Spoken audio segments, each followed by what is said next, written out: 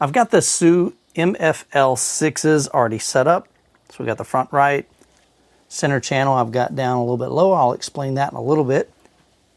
Front left here, we've got the D15 Chimera. That's a dual 15-inch subwoofer. So you see one driver on each side. And in the back of the room, I've got the MFL6s for rear surrounds. I've got the UMIC 2 set up as well as the laptop back there. What we're going to do is use Dirac Live to set up all of the system, get it calibrated with the Onkyo RZ30. So let's fire it up and get it calibrated. Now it's been about 10 years since I've used an Onkyo AVR or set one up, so I'm curious to see how easy the setup process is. So we're here on the initial setup, so we'll click next. We've got everything connected, we'll click next. So we've got 4 different steps. We've got speaker setup, multi-zone sound check, ARC setup, and Dirac Live. We'll go ahead and click next. Now we're going to set up the speakers. So I always like it when an AVR shows visually what is represented. So here we can see we've got 5.1, 6.1, 7.1. Then it goes into your height speakers. So we've got a 2.1.2 with up-firing speakers, 3.1, 4.1, 5.1.2, 6.1.2. So this menu will let you visually see exactly how your setup is. The system I'm setting up in this room is only a 5.1, but I'm going to go ahead and show you if you had height speakers, how you would set that up. So let's just say, for instance, you've got a 5.1.4. So that means you got 5 bed layer speakers, 4 overhead speakers, your height speakers, and then 1 subwoofer. So we're going to click to the right and we should see, yep, a 5.1.4. So here you can see in this case, you've got 2 up-firing on the front, 2 height speakers on the back. So let's just say you had 4 overhead in-ceiling speakers. So we'll come down, maybe you had 2 subwoofers. For your front heights, you can either do Dolby speakers, which are your up-firing. Don't really recommend those. They typically don't work very well. Use those as a last resort. If I hit right, you can see those are height speakers. If I hit right again, that would be in-ceiling speakers. Then if we come down to height 2, we could change that, same thing, so you can either have top rear, the up-firing rear, or height speakers. And so if you had a 5.1.4, 2 subwoofers, and your height speakers are top front, like in-ceiling speakers, and your top rear are in-ceiling speakers, this is how you would set that up. But in my case, it's just a 5.1, so I'm going to click left until we get to just 5.1. Which is right there. We don't have 2 subwoofers, so I'm going to change that to 1. Down here, we do not have zone 2 speakers, so that would be like 2 speakers maybe on a patio or maybe in a bedroom that you could amplify from this AVR, but we're not going to set that up. We're not bi-amping the speakers, and our speaker impedance is 6 ohms or above, so we're fine there, so we'll click OK.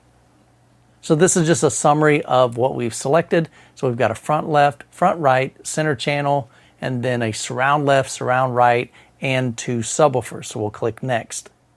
So now we're getting ready to do the speaker setup. So it's probably going to play some test tones through each speaker. So we'll click next. And sure enough, we have pink noise coming from the front left.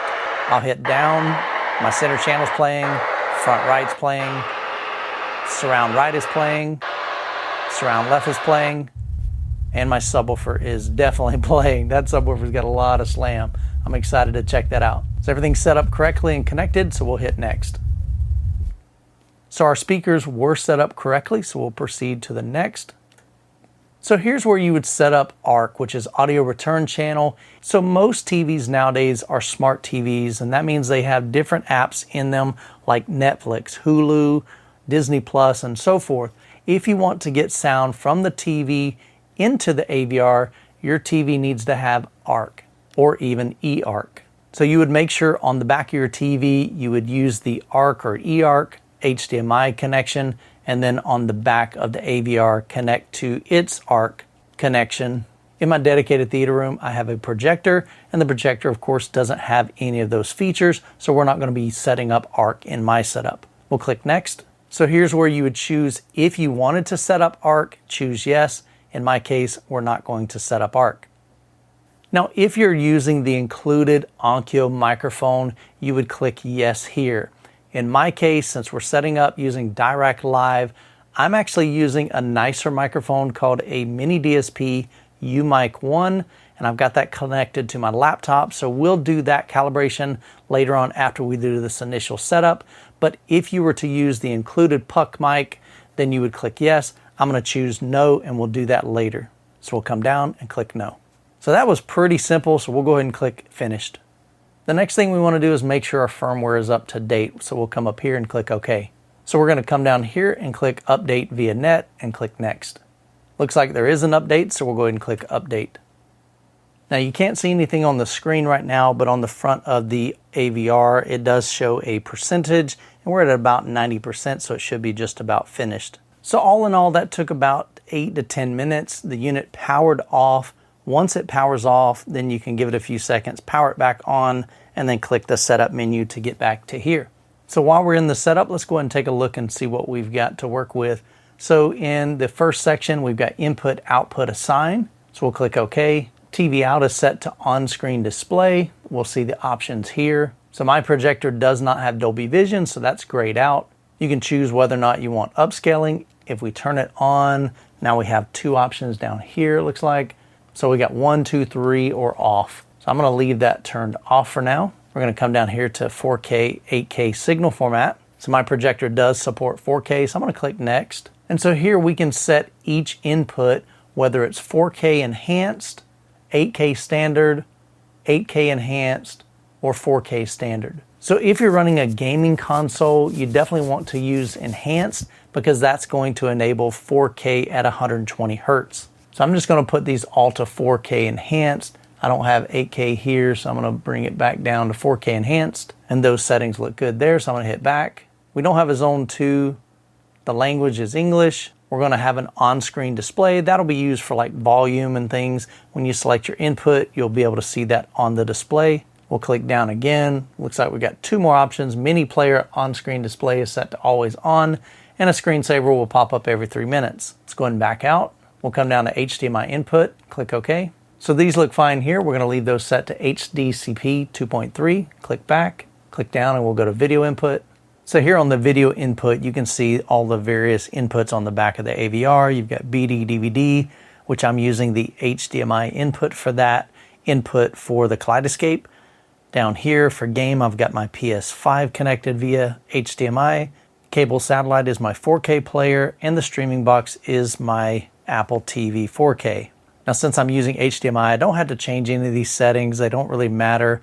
This would be useful if you needed to use the older component video inputs. That'd be your red, blue, and green.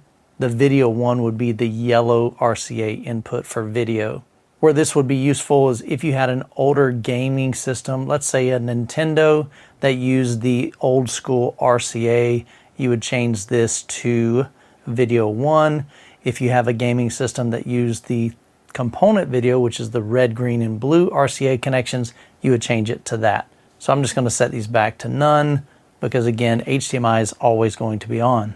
So we'll click back. Now if we come down to digital audio and select that, this is very similar, but this is the legacy audio formats. So again, it doesn't matter in this setup because I'm using HDMI, but if you're using the digital coax, or maybe you're using the fiber optic cable, that's how you would change the setting there. So I'm just going to change this back to none. We'll go back. And then even older analog audio inputs, again, here's where you would select those. So let's say for your gaming system, you've got a couple options here.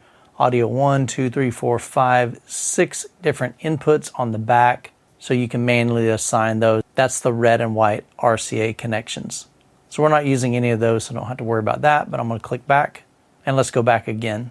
So if we come down to speaker, if we go into configuration, this is the screen that we saw during that initial setup. So we don't need to change anything here. We'll click back. To adjust your crossovers, we click OK here. So right now, Direct Live bass control is turned off. Later on, we'll run Direct Live with bass control via my laptop, and then that'll turn that on. We'll go back in here to verify. The first option is your crossover type. So in this case, I'll set it to normal, But since Klipsch is underneath the same umbrella company as Onkyo now, there are some settings here for Klipsch. So if you have a Klipsch system, like Klipsch speakers, it's optimized for them. So we don't in this setup, so we'll click back and choose normal. Down here is where you'd set the crossovers for each speaker. This setting determines how low of a frequency the speakers will play. Now this isn't a brick wall at 80 Hertz. It basically has a roll off, but starting at 80 Hertz, it starts to pass those frequencies to the subwoofer. So these speakers, the fronts, will play down to 80 Hertz. Anything lower than that that's sent to the front will be sent to the subwoofer. Same thing for the center channel and the surrounds. Now you can change these settings if you want. So like for your fronts, you can go all the way down to probably 40 Hertz. And then usually, so when we get to below that, that's going to be full bandwidth. That means that every frequency that is sent to the front speakers, it's going to play. None of that information is going to be sent to your subwoofer. I recommend running every speaker with a crossover. That's just my personal preference. So I'm going to set this to 80 Hertz. Even if you got massive speakers, I always recommend sending the low frequencies to the subwoofers. That's what they were designed to do. Now if we go down a little bit further, there's one more page. There we go. So the LPF, that's a low pass filter of your LFE, the low frequency effects. Always leave this to 120. I don't really see any reason to change this. So if you end up changing this to the same frequency as your other speakers, you're basically going to miss out on content from 80 Hertz to 120 Hertz. That is just in the LFE channel. Now remember, these are low frequency effects, so you don't have to worry about any voices coming through that LFE channel. So we want to make sure that we're capturing everything that the director intended or the sound engineer intended for us to experience in that LFE channel. So leave that at 120. We'll click back. We'll come down to distance. So if you were to use the included Onkyo microphone, once you run the calibration, it'll figure this out for you. But we're going to be running direct. We'll come back in here and verify once we've done with that. So let's go ahead and go back. Now, honestly, I'm not sure why level calibration is grayed out. Typically, you're able to go in there and level match your speakers. I use an SPL meter. So basically, once I run direct live, I'll come back to here and then I'll go to level calibration. Hopefully that'll be unlocked. Then I can use my SPL meter, check every speaker to make sure they're the same level. We don't have any Dolby enabled speakers, so we'll come down here to EQ settings. So it looks like we have 3 presets here. So you can do some manual PEQ from different frequencies from 25 Hertz up to 16,000 Hertz. And you've got 12 dB of adjustments there, 6 dB plus down to -6 dB. So this will be beneficial if you're taking actual measurements with, say, REW and a calibrated microphone like the UMic 1. You can come in here and add some PEQs. We're not going to change any settings, so we'll go back. THX audio, let's take a look at that. So this subwoofer isn't a THX Ultra subwoofer, so we're going to leave that set to no. I don't really recommend using any of the settings here, so I'm going to click back. Speaker virtualizer, I definitely am not going to be using. That's actually on. So this says click off to remove virtual speakers in listening modes. I don't want virtual speakers. I don't use different listening modes, so I'm going to turn that off. And we'll go back. We'll click down, see what else we got. Speaker combo, what is that? So if you have Klipsch speakers, you would come here, change it to Klipsch, and then you would choose what model you have. So you would come down to your fronts, click OK, and then cycle through whatever model you have. So this is going to add some calibrated settings for these particular models. Doesn't look like they have very many options here, just a couple, maybe 3 or 4 different speakers. But again, we're not running Klipsch, so we'll go ahead and click back. Back up again, and back up one more time. So here we can make some adjustments for the different formats. So if you're listening to something in Dolby, no, we definitely don't want loudness management. So I'm going to turn that off. We're going to click back. I'm going to check all these because if it's got loudness, I don't want that. So this is okay here. Look at LFE level. That's fine. We're not going to do an offset. And let's go down to volume and see what we got here. Now this is one setting that I choose to change on every AVR that I'm using. If you choose absolute, when you increase the volume, it's going to show you a numerical value. usually from 0 to 99. I prefer to change this to relative. What that's going to do is show me in dB. 0 dB is considered reference volume. Anything lower than that would go into the negative. Anything above that would be into the positive. So when I'm watching a movie, I tend to listen about 10 decibels below reference. To me, reference is a little bit too loud for my taste in my theater room, so I prefer -10. So I'm going to set this to relative. When you hit the mute button, you have control of how much do you want it to mute. Here it's going to totally silence it, or you could say you want it to only go down 40 decibels or 20 decibels. So that wouldn't really be totally muted. That would just be a volume reduction. If you're concerned about somebody turning your volume up too loud and maybe blowing your speakers, here's where you'd set a maximum volume. So here you can see plus 17, 16. So maybe you only want it to be set to a maximum of reference. So that's 0 dB. Or maybe you only want to be able to go above like 5 decibels above reference. That's still way loud. In my case, I'm pretty much the one that uses this system, so I want to have full control, but I really don't have any desire to go above reference volume. But I'm going to leave that set to off. I like to put my power on volume at like negative, let's say -20. So we'll stop this at -20 right here. If you plug in your headphones, you can adjust that too. I don't use headphones, so we'll click back. Click back again, then we'll come down to source. So one thing you may want to do is change the name of each one of your inputs. So if I go under here and click edit, you can see right now we're on the BD DVD. Well, I mentioned earlier in the video, this is where I've got Kaleidoscape connected to this input. So I could come over here, go down to the bottom right, click clear to erase all, type in Kaleidoscape and save that input so that on the front, when I hit BD DVD on the remote, on the front of the Onkyo, it'll show Kaleidoscape. But for the sake of this video, I'm gonna just go ahead and back up, but that's how you would do that. If we come down to audio select, there's really no settings I need to change here. So we'll back up again. Let's come down to hardware, click OK, HDMI. So if you want to use, let's say for instance, your TV's CEC to be able to turn on and off the Onkyo, you would leave this on. And here's where you would set up your audio return channel. Again, I'm not using ARC. Doesn't matter if I have it on or off, but I'm not going to utilize that. So I'll click back. Come down to network and click OK. So right now I'm set up wired, but if you wanted to connect Wi-Fi, you could turn that on and then enter your Wi-Fi connections. But since I'm wired, I'm going to leave that set to wired. And then we'll click back. I'm not really going to be connecting through Bluetooth, so I don't need any settings there.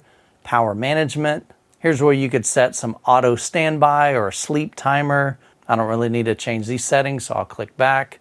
If you're using an external amplifier, here's where some settings for your 12-volt triggers are. So when you turn on the Onkyo, it turns on those amplifiers. You can either have it set to main or your zone 2 or zone 3 or all of them. So I'm going to turn this off because I'm not using an external amplifier. Click back. If you have Sonos, there's some settings down here. I don't have Sonos, so I'm going to go ahead and click back. If you had a multi-zone, like a zone 2 or zone 3, here's some settings there. Then down here under miscellaneous, I don't use the tuner. Here's where you would update the firmware if you need to go back through that initial setup, or if you want to lock down all the settings that you made so nobody messes with those, you can set that. Or if you have something really funky going on, you can always go and do a factory reset.